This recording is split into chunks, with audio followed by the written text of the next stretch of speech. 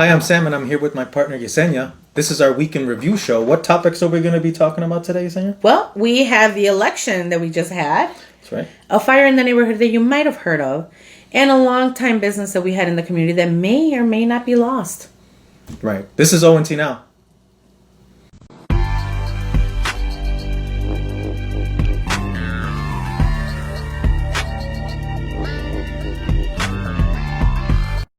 Hey, Sam. Hi, Yesenia. How you doing? I'm doing great. How about you? Good, good. How was your week?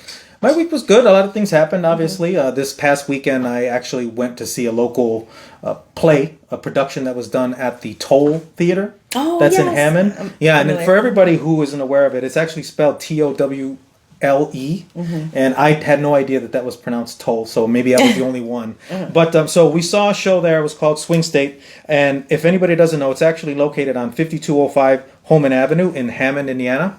So they, well done productions. I like what they're doing. Obviously, I like going to small theaters to get ideas for when we start really moving forward and trying to develop our own theater. Yeah. So, but it was well done, and I enjoy it there. Small place, local production. So just a good time. Nice. Something different. Well, that's nice. Well, I'll have to go there because I haven't been there in a while, and I really enjoy that place. Right. So I have to stop by again.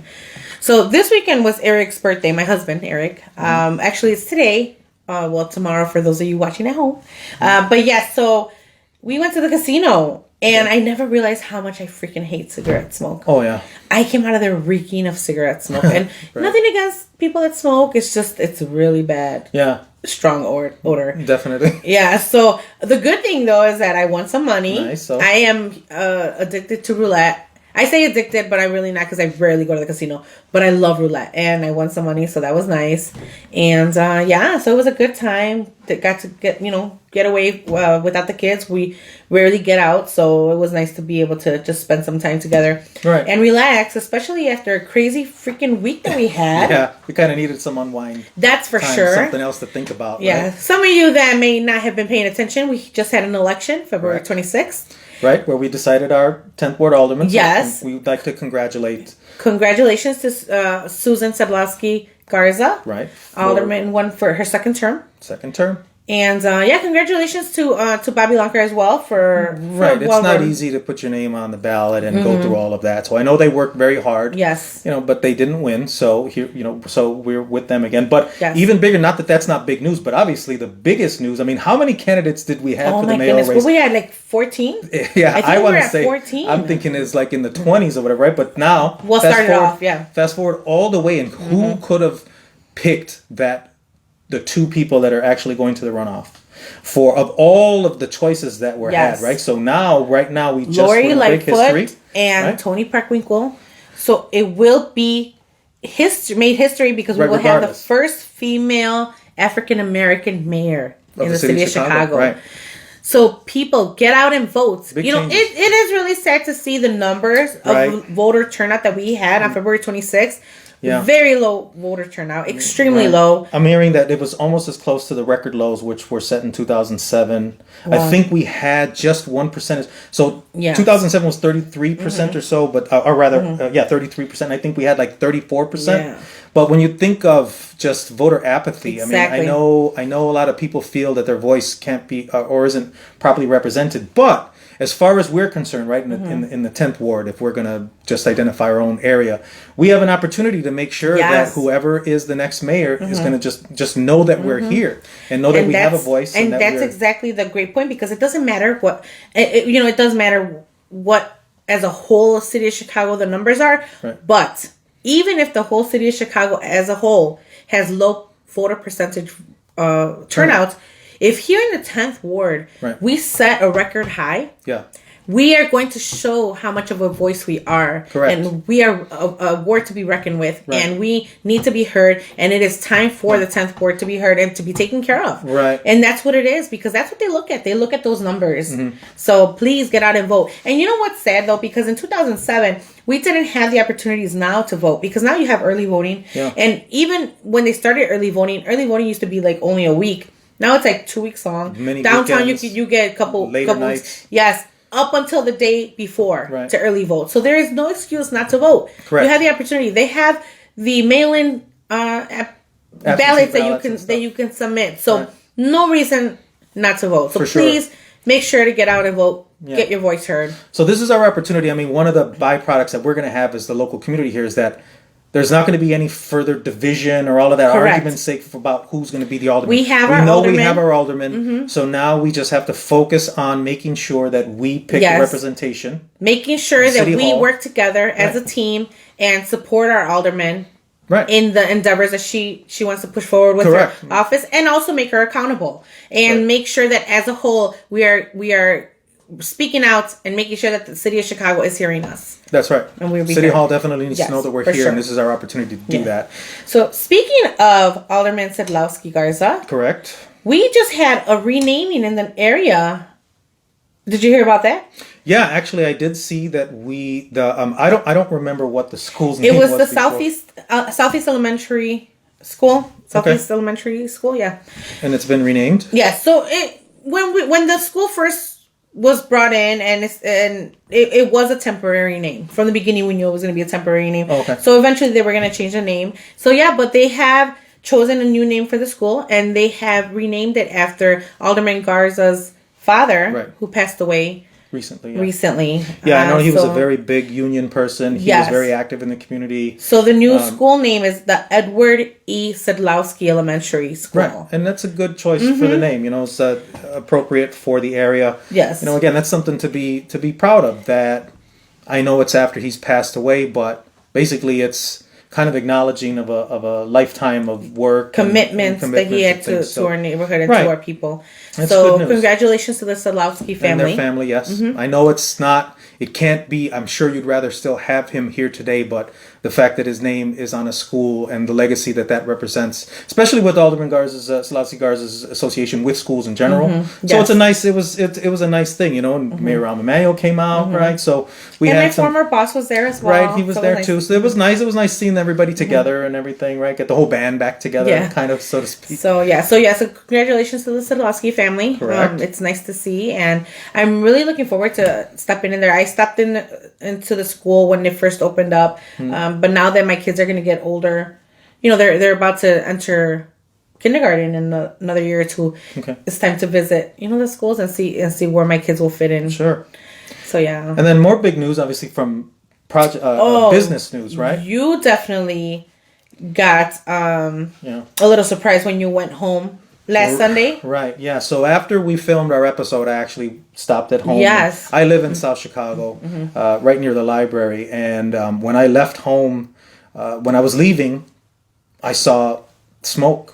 And it was blowing from west to east, right? So I knew it was coming from the commercial district. And this is the day that we had a really windy day here. Yeah, right? It was very windy. Extremely windy. Exactly. And I knew immediately. I was like, oh my goodness, that if it's a fire today, like I had said in the video, even there's no time when a fire is okay, but the windy time. Anyway, so I saw the smoke and went out to the commercial district. And honestly, at the time, I thought it was our where our offices was burning, but it wasn't. It ended up being, it was Capri Pizza.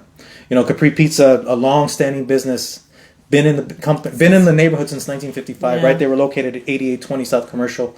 So, I was able to just spur of the moment, grab my phone, went out there and started recording some of the things, and I was just kind of vocalizing what I was feeling at the time. Wow!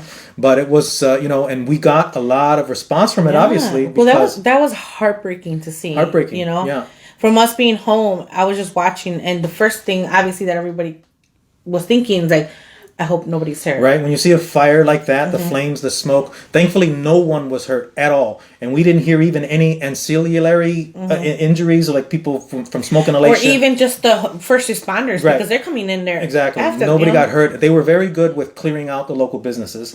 Part of the video, obviously, I was stationed in one position, and then the emergency responders asked us to leave. I think they vacated Kukulas. They just made sure that all of the surrounding businesses where nobody would have the opportunity to be hurt. I mean, they handled it professionally, and I just want to thank everybody for watching that video and the comments and sharing. I mean, we had thousands of comments, and so we obviously weren't able to respond to them, but a lot of people basically felt that emotion too that I was feeling that day, because it was a pizza place that I grew up with, you know, and you forget some people hadn't lived here for a while, right? And they were going, I remember that as being the place that we went to as kids. And my boss now actually grew up in Jeffrey Manor years ago, and he lives in somewhere in the north side, you know, but he told me right away. He's like, hey, he's like, I caught your podcast, and I didn't even know he knew I had a podcast. But he's like, I didn't realize that. He's like, first, like, I didn't realize the business. He's like, I didn't think about it. He's like, but I didn't realize Capri's was still open. He's like, I remember that pizza from when I was a kid. He's like, but now I'm sad that I never went back. He's like, because man, I'm never gonna have it again. And it already happened. It brings people so many memories of their childhood, of everything, and not only that, but especially in a time when we're trying to redevelop commercial, that was our core area of what to bring around it. You know, what complements the businesses there now. So that it was really sad, but good news is I hear that they are going to be. Right. They're having some conversation about rebuilding and bringing it back. And I know that the other locations, like the one in Whiting, they're picking up some of the slack. So the family also wants to thank everybody for their heartfelt comments and for the concern about the business. But we are going to keep in touch with them. So please share your memories, your Capri Pizza memories or stories that you would like to be heard. We would love to be able to share it on our next Capri special that we'll be putting out. So message us or email us or comment on the link below. Let us know. Right. Or we might reach out to you from the comments that were already entered on the previous one, because we did get a lot of comments. That would, we'll definitely do that as well. So, I mean, obviously we lost an icon in the community, but we do have some new business news that just got announced, right? Out of the Alderman's office, right? So just recently, Alderman Susan Sedlowski Garza announced that the ribbon cutting for the CRC, right? That's the rail car? Yeah, so it's the new CTA rail car facility in Headwish. Okay. And the CRRC assembly plant is the first of its kind that will employ skilled workers to assemble the next generation of rail cars for the Chicago Transit Authority. Okay. And they have committed to hiring locally. That's great. And is developing a specific training program in collaboration with the labor unions. So this is great news for the community. More jobs available. Again, we need to make sure that these businesses and these companies are keeping their word and hiring locally. So that's another thing we'll have to stay on top of it. We would love to know, maybe getting them on the show. How are they going to make sure that they're locally? What kind of process they're going to have in place? Sure. All things like that. So for sure, we'd love to hear more information. As we get more information, we'll share it with you. But since this is a project that's led by the alderman, make sure if you have any questions currently, I mean, we'll try to share as much as we find out. But contact our office. Her phone number, according to her Facebook website, is 773-768-8138. So, reach out to her office if you want. If I'm sure she's got something, an outreach as far as identifying potential employees and all of that. Yes, and currently, if you want to look for the current job opportunities that they have in place, the website is www.nextstopchicago.com. And then is that forward slash or backslash? I always get backslash for the standard slash jobs. Right. So it's on nextshopchicago.com. We'll also have it in the comments below and make sure that you get that information. Right. Okay. So we're ready to work. There's job opportunities. Yes, for sure. I'm really excited to see, what kind of opportunities and the people that they take advantage of those opportunities. Right. So so other than that, I mean, we have spring coming up. Spring. Yeah, I thought the groundhog said it was going to I know. I'm so tired. So anybody who believes a groundhog, you're already, something's wrong with you. I'm so tired. You know what? I don't do the whole groundhog thing, but on the second day of February, which is Groundhog Day, we do the Dia de Candelaria where we cut our hair. Oh, really? So so ever since I was little, my mom has always cut our hair that day, and if you cut your hair that day, it grows faster. So that I feel like it does kind of help because I've always had, I don't know, my hair grows fast growing hair. So I cut my daughter's hair a little bit because So but spring, this is why we have these flowers. Yes. Just kidding, these are fake. But I do I do have these because yesterday was my niece's birthday party. Okay. And these are the little centerpieces that they had on the table. Isn't it cute? It was her first birthday party. My son actually started crying because he came crying to me because he didn't win the what do you call it? The game, what is the musical chairs? And guess who beat him? His sister. Yeah, my daughter. Of course. So I was like, I think she's going to be beating him quite a bit. Dude, it was so funny because he was crying. I'm like, come on, man. How are you going to let Ariel beat you? But he's like, yeah, Ariel, you got it. Right. Well, I saw her give him that stiff arm on. Yeah. So I was like, okay. She can hold her own. But, spring is coming. Baseball's coming back. So we have some things to look forward to. Yes, baseball. Eastside Little League is still looking for players. So if you have any kids that you want them to be involved in something. Hey, we have the Eastside Little League. Sign them up. Yeah, yes. so baseball time is back. So. Baseball time. Sign your kids up. Yeah. It's a great time. Right. And I'm going to be managing my kids' team, so I'm excited. Right. And so since we can start that off, obviously there's going to be a lot of arguments as far as Cubs and Sox. We can both share in the despair that we did not get any big players. I mean, the Sox thought they were going to get Machado, and we thought we might get Bryce Harper, but whatever. We have what we have. So, and we're still going to enjoy a great Cubs season. That's right. And we'll see what happens with the Sox. Anyway, so so this. So that's it. Then, this was like we said, it was a busy week. Yeah. So we'll be back again next week with another wrap up. But we really do appreciate your viewership and your support. And thank you so much. And thank you again for watching. And this is ONT. No. Here we go again.